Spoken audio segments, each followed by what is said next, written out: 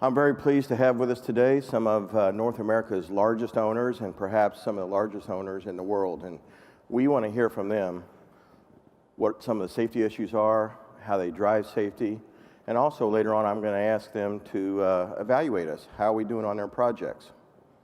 But before I get started, I just wanted to ask you just very briefly, have you ever, I know you attend conferences all over the United States and perhaps all over the world, have you ever seen so much commitment and resources to safety?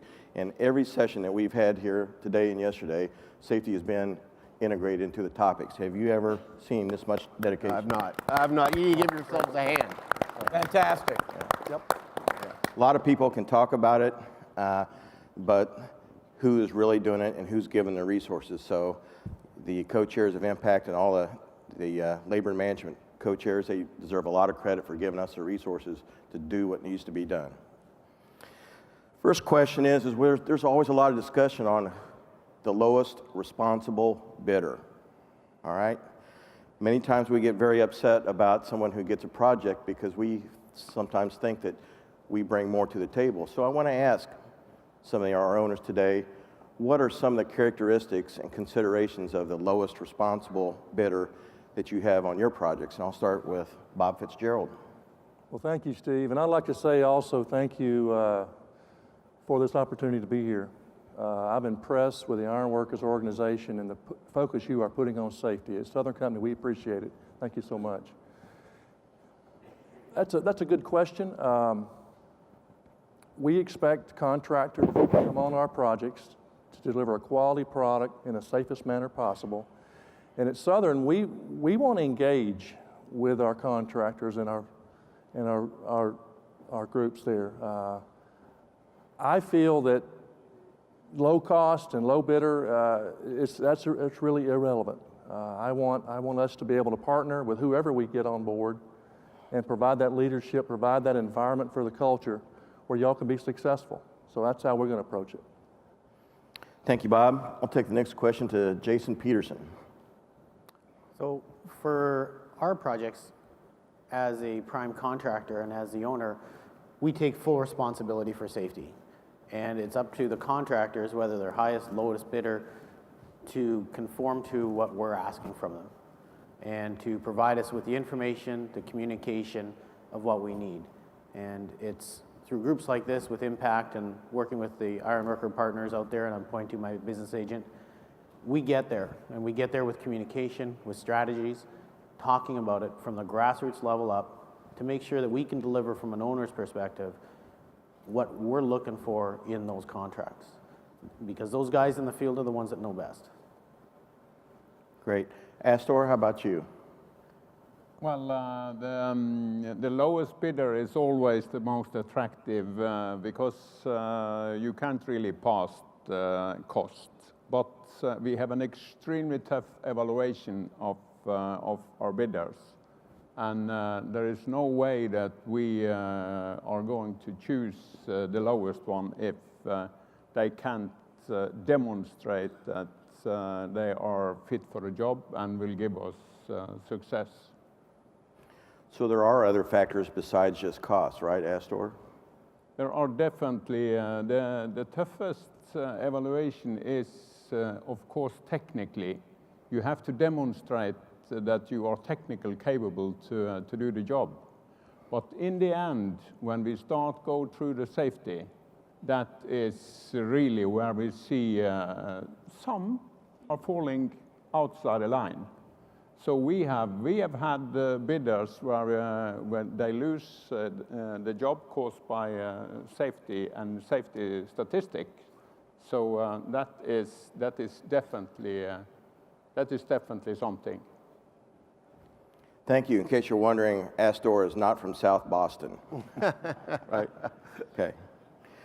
You know, today you can't really go through a presentation without mention cost. There is a tremendous pressure from our client on cost. Yes. Thank you. How about you, Jerry, from TVA? Well, one of the things in the Tennessee Valley Authority that we do is, in order to get into the room to be a part of the bid process, we evaluate safety as one of the entries into the room kind of criteria. So if you don't have a good safety record, we use a database we call ISN, and then we expect all of our bidders to put their safety performance, past safety performance, as documented through the OSHA logs into that database. And then we use that database to determine which of the contractors that have applied on a bid will get out of that first screening into the room where we begin to talk about what your cost is going to be. So safety first, and then we begin to talk about cost and the other total value of a given contract, because it's a value proposition for us, not just cost alone. Good. I'm going to keep the same question, but I'm going to add another question to it for our other two panelists. We think that training should be evaluated, that is a major component when we have a contractor and a workforce that mobilizes on your projects, that looking at the training and to verify the training that they've had it before they show up should be a major consideration. And I want to ask Todd here on considering the lowest responsible bidder, how does training play into this? Sure, thank you. Well, one thing before I begin, I do want to say thank you very much. This has been one of the most impressive conferences I've seen where safety is really a value, not a party, but truly a value.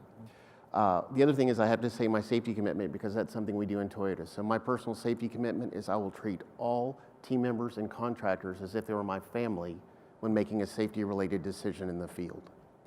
So regarding the training aspect, we've seen that has been a critical component of improvements that we've made in our safety record along with our contractors. What we do is contractor pre-qualification. We have a third party that does that for us.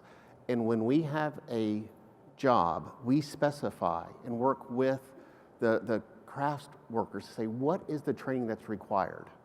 And then we confirm that they've had that through our third party. Then after that, we do spot checks out in the field to confirm that they've had that training. And at the end of the project, we can go back in and evaluate how the contractors have done on that training and ultimately the score of that contractor. So if they're not meeting the training requirements, we let them know that, and that impacts their ability to bid in the future.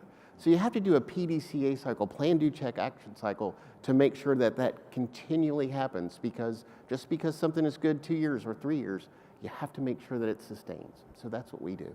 Very good, very good. Chris, I wanted to ask you the same question, but I also want to add to that our organization has developed the apprenticeship tracking system. It's a card whereby all the training is scanned into a card, so it helps you as an owner to evaluate what training all the workforce has when they show up, whether it's qualified rigger training, fall protection, scaffold, whatever it is. We've done that to streamline the process, because many times our contractors are asked to produce training documents of what they've been trained on, so then it starts a whole reaction of having to backfill and go back and get this stuff. So we've been very proactive in developing the apprentice tracking system to put it on a card where it lists it, gives the photograph, the book number, everything pertaining to training is on this one card.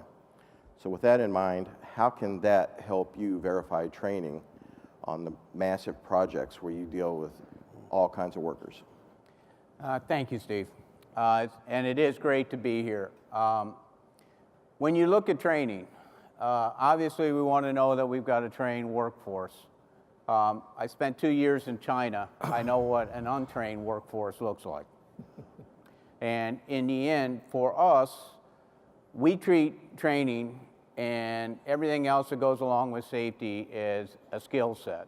No different than welding, no different than learning to be a carpenter, no different than being a rigger. You have to have safety skill sets that are honed. You've got to go ahead and see the training that goes ahead and happens. And the one thing we also look for in the bid package is also how does the mentorship of safety at the peer-to-peer level really get addressed. And we're interested in different things like that. People tell us, you know, you're looking for a competitive advantage. I think one of the best things that you've got here that I've seen is to see something, say something. Merck basically looks at it, and it's an SOR program, but in the bids, if we see that people do go ahead and contractors have an SOR program, and they're really active with it, that's a big seller for us because in the end it talks about participation. And guys, you gotta participate if you really want to drive results, and that's what this is all about. Gentlemen, one of the things that we've done to help provide a better qualified, safer contractor is we work very closely with the American Institute of Steel Construction, the AISC. And you probably know that they have an advanced steel erector certification. But recently they have amended that program to include a lot of safety issues, items that they look for whenever they go through the certification process. We feel like we do that. We have funding to help our contractors. I want you to know that through Impact, we have a person that goes around, Ted Shepard and others, that help them get prepared for the certification so that they can help get recognized by you, the owners. But one of the things I need to ask you about is frustrating feedback that we get from the contractors is that in some cases, I don't mean on your particular projects, but throughout North America, they will reference the AISC Steel Erectors Advanced course, but then when the bids start coming in, sometimes the owners will waive that process, and it becomes very discouraging to our contractors that have paid for that course, and we've paid for it too. So do you recognize that course, and is it something that your company could maintain and hold on to as far as a contract document, performance document? I'll start with you, Jerry. All right. Our contracting model is a little different in that we have our own project labor agreement in the Valley. We negotiate with the building trades craft, put that labor agreement in place. It has all of the wages and working conditions within it. And we support the craft training programs, whether it's an apprentice program or a program like Impact. And Impact is unmatched, and the ironworker is unmatched with respect to the leadership on safety. The person that have been really for well over 30 years the leader in our valley, in the Tennessee Valley, on safety and driving safety to the point to where the craft workers are engaged, is probably in this room somewhere. His name is Dick Ward, used to be first vice president of the ironworkers. So I give credit to Dick's leadership, long before I came to the Valley, of stepping up and saying, we're going to be the best when it comes to safety. And the ironworkers are unmatched with respect to that aspect of safety. The other thing that we do is we talk about what can you bring to the table as a craft worker that you already have before you step foot on our property. And certainly having a strong knowledge of safety practices through the safety programs, the training programs that the ironworker offers, makes you an advantage over other crafts when you step on the job. So we value having craft workers that have gone through the various training programs that Impact offer, that your local union offer, to position yourself to bring more value to the table. And we recognize those pieces of training and tools and skills that that person brings, and we celebrate those. And again, I would go back to say that the person who led that charge in our organization from a craft perspective has been Dick Ward, and he's brought some of the other crafts along as kicking and screaming in some cases. Thank you.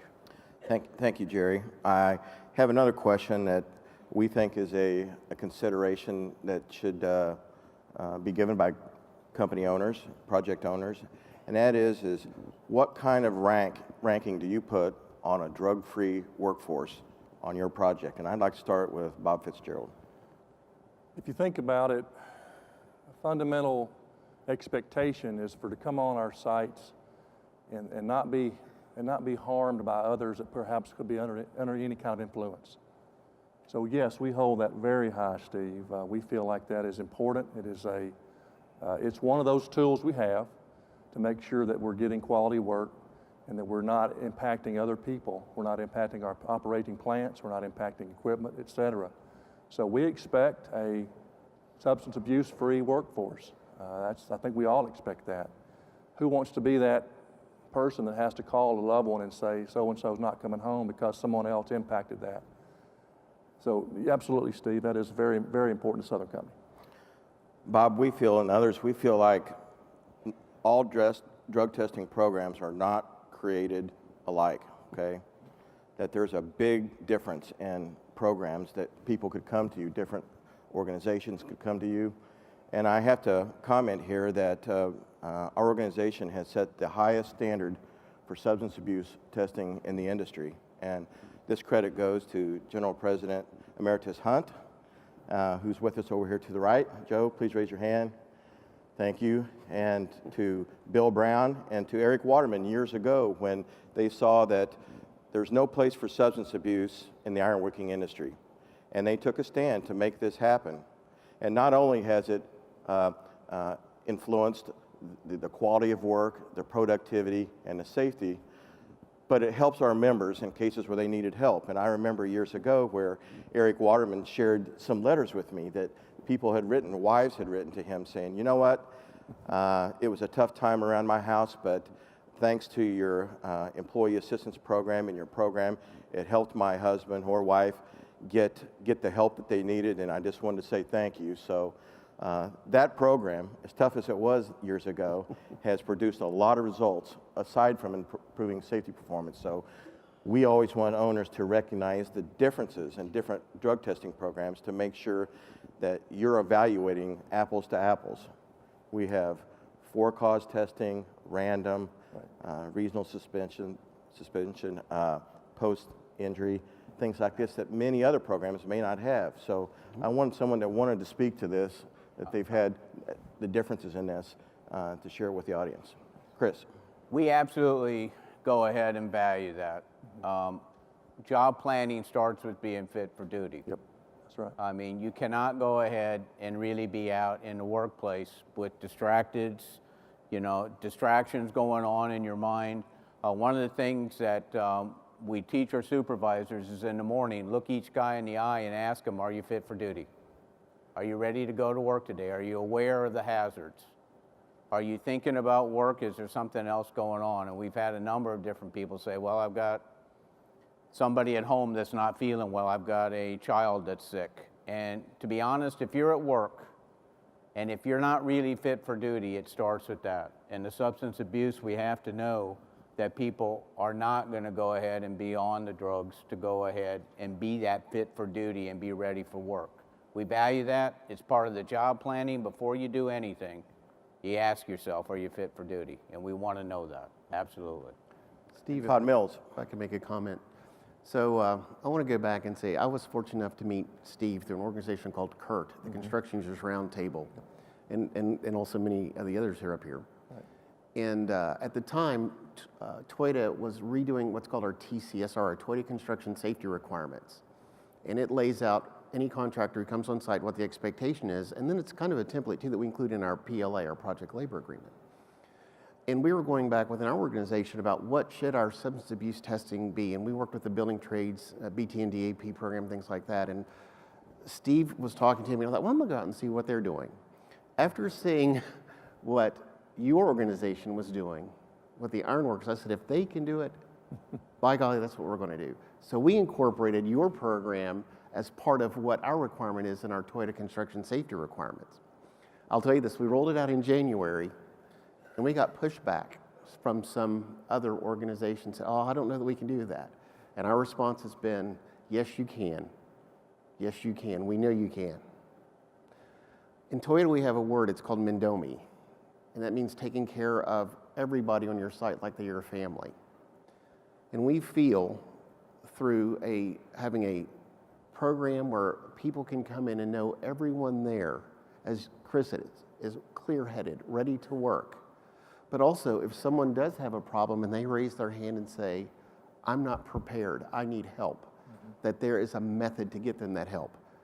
So that, you know what, in the future they can come and be engaged on our site. So I want to say thank you to Impact and what you did, because it helped Toyota frame the direction that we're going in a large way with our substance abuse program. Todd, thank you for recognizing the value of our program and holding the line on other people on your job site. So we'll take their work assignments if they okay. Well, you guys are already building the plant. My production engineering building, Yes. and I'll be sitting in a year, so thank you. You're working on it now. So let's ask some of our friends from Canada here how they view substance abuse testing in Canada. Jason. So on our projects, what we recognize is, just like you said, there's a lot of different methodologies and testing out there, a lot of different company standards. So as the owner, we took on the responsibility of creating a fully comprehensive drug and alcohol testing program that also includes a fully funded ability for a worker to seek out assistance after.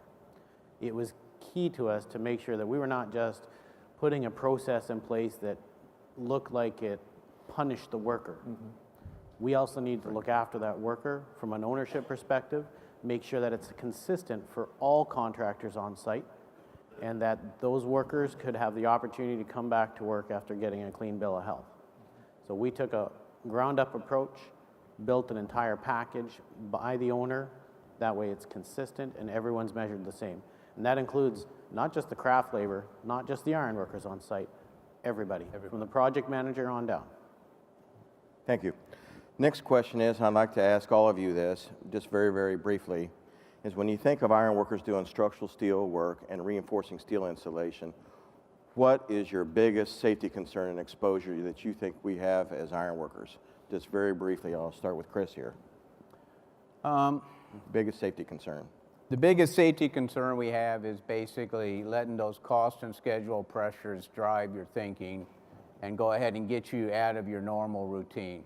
The daily things and the management of change is really gets us back to, are we willing to go ahead and when conditions change, are we able to pull back?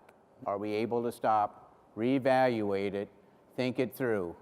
I can't tell you the number of times we've been lifting different equipment and everything, and you've got a lift plan that's been certified, ready to go. The crane shows up, it's not the same crane. Different operator, different things. How do you manage that change? And I know all of us have been in those situations, and you've got to have the discipline to go ahead and stop when things change. And that's the biggest risk I see. When you go ahead and get into those situations, do you drive through? Because I know that instinct to get the job done, it's strong. You want to be the guy that gets the job done. But what you really want to be is the guy that gets the job done safely. Because that's what we really value, is sending you guys home. We do. Todd, if you thought of one particular hazard that iron workers are faced with doing steel erection work, what would it be? Well, I can tell you, we've actually had an excellent safety record with the iron workers in our organization. We really have. However, I will say this. Recently, we had a situation where an iron worker was up in a JLG, and to Chris's point, there was some abnormal work, schedule was compressed, and they began to go backwards, and they hit their head while they're up there. They didn't. The JSA was not specific to what happened. So for me, elevated work, but also abnormal work. When you combine those two things, that is where we have seen the greatest level of risk. Bob, aside from aerial lift equipment, what would be one particular hazard that iron workers do that you feel like is a big exposure on Southern Company projects? If I think back a few years, and I've shared some of this with you guys in other meetings, we saw a lot of pinch points. We saw folks trying to do the job, wanting to help, wanting to get the job done, and putting their hands in spots they really shouldn't be putting their hands. So that's something I think, Steve, is something we need to work on. And I will echo what you said. We have a call each Tuesday with all our project folks, about 60 people on the call. Today's call, I went out and took the call this morning, and had an incident regarding rigging. Had a piece of equipment going up. It was, as we've discovered, it was kind of improperly rigged. And during the discussion this morning, we want to make it clear to our contractors that we don't want to send any kind of subtle message that production is over safety. That's right. And maybe that was what maybe somebody heard. So they took a little shortcut with some rigging, but there was no injuries, but we take it very seriously when something like this happens. So I would encourage all the owners, and I think we all do this, is let's don't send a mixed message. Safety's got to be there, so let's don't get production ahead of that. So Steve, I think pinch points, we've seen a lot of that with your craft last few years, and then just make sure we're not sending any kind of mixed message. And maybe Thank you, Bob.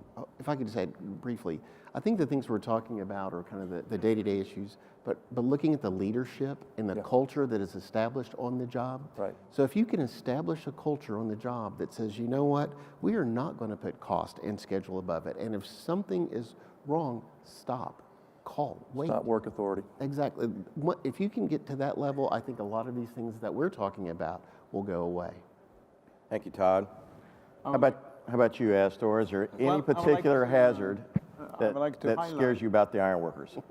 I would like to highlight what we try to do, making sure that we build safety into everything. Our biggest threat on our job is definitely dropped objects. What we have implemented is to try to get engagement from the craft, and that is craft voice in safety. And that is definitely something that have given us a tremendous success. We have produced 20 million person hours without a lost time incident. And I will have to say thank you to the ironworker, thank you to the rest of the trades, and thank you for this initiative that you are doing here. I would like to highlight the presentation yesterday about KPIs. You had a headline in that presentation that if you want to change something, you have to measure. And KPIs is definitely something we are building our way to measure leadership, to measure what's going on out in the field. And I would like to, the ironworkers, they have, I would like to focus on the rebar in the beginning. They have placed 50,000 tons of rebar in the structure. And I say thank you to Tom, I say thank you to Fred, I say thank you to Daryl. That is a tremendous job to do without a lost time incident. Very often. That's excellent. Very good.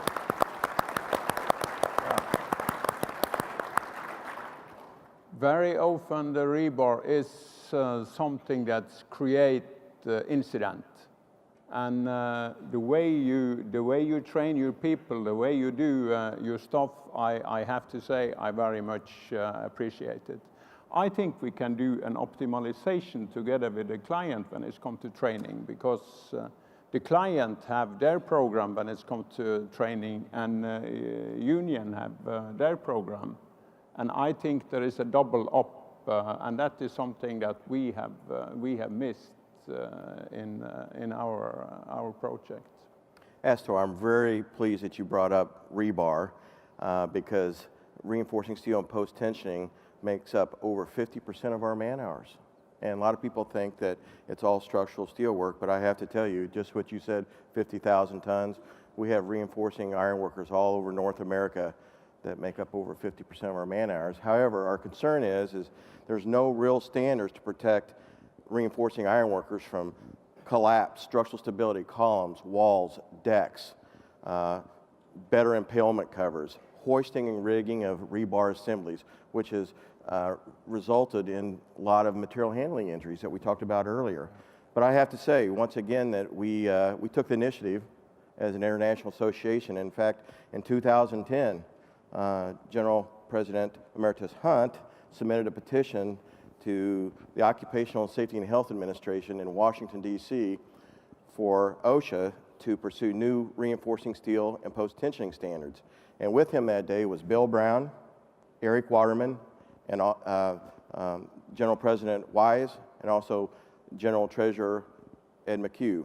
And they submitted this petition because the current standards don't reflect the hazards that our members face every day in the reinforcing industry. In fact, the standards are from 1971, and they only talk about two issues, and that's impalement and columns shall be guide, but it doesn't give any other safety provision. They need to be revised. They're antiquated, and so that petition, I'm really pleased to say that petition that General President Wise submitted in 2010, that in April or May of this month that California will be the first state OSHA plan to adopt that petition and will be a springboard for other OSHA state plans. So I want to say thank you again. Yeah, that's good. Yeah, that is good work. Steve, Jerry Payton. I would just like to comment on the one thing that we concern ourselves with. Keep in mind, in the backdrop is, and it's mind on task, but the backdrop behind that is almost all of our critical lifts are done by a rigging qualified iron worker. It's been years since we've ever had an incident associated with a critical lift because of that training that you all provide and that focus that the iron workers bring to those tasks. It is the smaller things when we're not doing a critical lift. Still requires some level of rigging, but mind on task, because we all are distracted by whatever goes on in our lives on a given base. So if we can, when we're dealing in the workspace and things that maybe cause us or someone around us to get injured, keeping our mind on the task while we're executing that task is the most critical thing that I would say. And if we have to stop and deal with another issue, let's just stop. And let's go offline and deal with that issue, and then let's get focused back with mind on task. That's the thing that most worries me.